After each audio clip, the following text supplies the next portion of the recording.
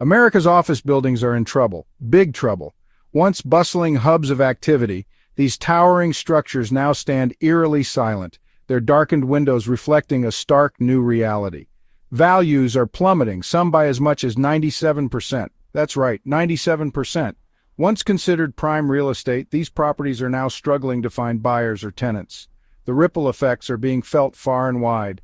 It's like finding out your prized Beanie Baby collection is now worth enough to buy a single, slightly used Beanie Baby. Remember when those toys were all the rage? Now they sit forgotten, much like these office spaces. This isn't just about empty desks and unused coffee machines. It's a sign of a deeper, more profound change. The traditional office environment, once the cornerstone of corporate life, is being redefined. This is about a fundamental shift in how we work and live. Remote work, once a perk, has become the norm for many. People are finding new ways to balance their professional and personal lives, often blending the two in ways we never imagined. And it's sending shockwaves through the entire financial system. The stock market is reacting, businesses are reevaluating their strategies, and investors are on edge. The uncertainty is palpable and the stakes are high. This is starting to feel eerily familiar, like a bad sequel to a movie we'd all rather forget. 2008, remember that? Yeah, fun times. The financial crisis of 2008 left scars that many of us still bear, and the current situation is bringing back those memories. But hold on to your hats, folks, because this ride might be even wilder. The economic landscape is shifting beneath our feet, and the future is uncertain. We are in uncharted territory, and the path ahead is anything but clear. Yet, amidst the chaos, there are glimmers of hope. Families are spending more time together, people are rediscovering hobbies, and communities are finding new ways to connect. The human spirit is resilient, and we are adapting to this new normal. Innovation is thriving.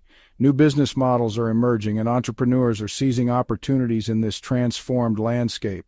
The way we work is evolving, and with it, the potential for growth and creativity. As we navigate these turbulent times, one thing is certain: change is inevitable, but with change comes the possibility of a brighter future. A future where we can build a more flexible, inclusive, and sustainable way of living and working. So let's embrace this moment of transformation. Let's find strength in our adaptability and courage in our resilience. The road ahead may be uncertain, but together we can shape a future that reflects our highest aspirations. What's going on? Well, the pandemic happened. It was a global event that changed the way we live and work. Offices that were once bustling with activity suddenly became ghost towns. Streets that were filled with the hustle and bustle of daily commuters turned eerily quiet. The world as we knew it was turned upside down almost overnight. People were forced to work from home in their pajamas. Dining tables turned into workstations, and living rooms became conference rooms. The line between personal and professional life blurred. But amidst the chaos, something unexpected happened. And guess what? A lot of them liked it.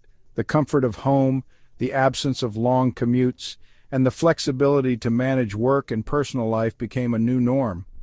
Employees found themselves more productive and happier. The initial resistance to remote work faded as people adapted to this new way of working. Companies realized they could save money on office space, and employees enjoyed the flexibility. Businesses saw the potential for reduced overhead costs. No more hefty rents for prime office locations, no more utility bills for large office spaces. The financial benefits were too significant to ignore. Now, even as the pandemic fades, the office isn't making a comeback. The traditional office setup with its cubicles and meeting rooms seems like a relic of the past. Many companies have adopted a hybrid model, allowing employees to work from home and come to the office only when necessary, at least not in the way it used to. The demand for office space has plummeted. Buildings that once housed hundreds of employees now stand empty. The landscape of our cities is changing, with more and more office buildings displaying for lease signs. This mass exodus from traditional office spaces has left landlords with a big problem: empty buildings. The real estate market is facing a new challenge. How do you fill these vast, empty spaces? Some are being repurposed into residential units, while others remain vacant, waiting for a new purpose. And empty buildings don't pay the bills. Landlords are scrambling to find new tenants or new uses for their properties. The shift to remote work has created a ripple effect, impacting not just the real estate market, but also the businesses that relied on office workers. Cafes, restaurants, and shops that thrived on the daily influx of office workers are now struggling to survive. The office exodus has changed the urban landscape in ways we are only beginning to understand.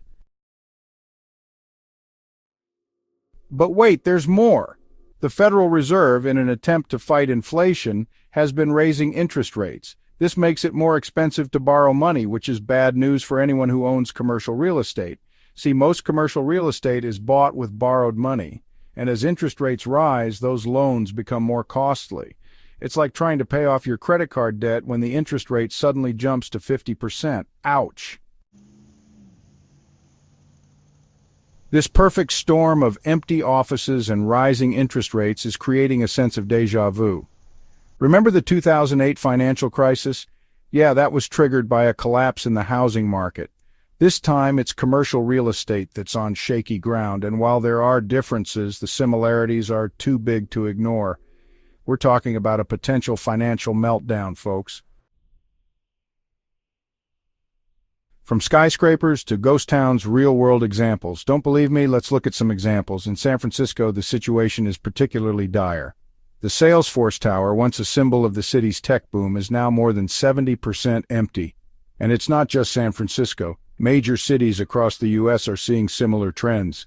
Empty office buildings are becoming the new normal. Property owners in peril, a sea of debt. So, who's feeling the pain? The economic downturn has left many in distress, but property owners are among the hardest hit. Well, property owners are obviously taking a hit. The once thriving commercial real estate market has come to a standstill. Many of them took out big loans to buy those now empty buildings. These loans were based on optimistic projections of continuous growth and high occupancy rates. And with tenants disappearing and interest rates soaring, they're struggling to make their loan payments. The pandemic has accelerated the shift to remote work, leaving many office spaces vacant. Some are being forced to sell at a loss, unable to find buyers willing to pay the pre-crisis prices. The market is flooded with properties, driving prices down even further, while others are facing foreclosure. Banks are reclaiming properties, adding to the oversupply and further depressing the market. It's a tough time to be a landlord, especially for those who invested heavily in commercial real estate. The financial strain is immense, and the future remains uncertain, especially if you own a big, empty office building. The challenges are numerous, from finding new tenants to renegotiating loan terms. The road to recovery is long and fraught with obstacles. Banks on edge, a looming crisis? But it's not just property owners who are worried. Banks are starting to sweat too. They're the ones who lent all that money to buy those buildings. And if property owners can't repay their loans, banks could be left holding the bag. We're already seeing some banks tighten their lending standards for commercial real estate. They're worried about a wave of defaults that could cripple the financial system. Sound familiar? It should. Ripple effects. The broader economic impact. The potential fallout from a commercial real estate crash is enormous. It's not just about banks and property owners. A crash could trigger job losses, reduce economic growth, and even lead to a recession. This is a crisis that could impact everyone, from the CEO in the corner office to the barista serving coffee downstairs. It's time to pay attention, folks. The uncertain future, navigating the storm. So what does the future hold? That's the million-dollar question, isn't it? The truth is, no one knows for sure. The commercial real estate market is in uncharted territory. One thing is certain, the way we work has changed, and the commercial real estate market needs to adapt. Whether it can adapt fast enough to avoid a catastrophic crash remains to be seen. Brace everyone, it's going to be a bumpy ride.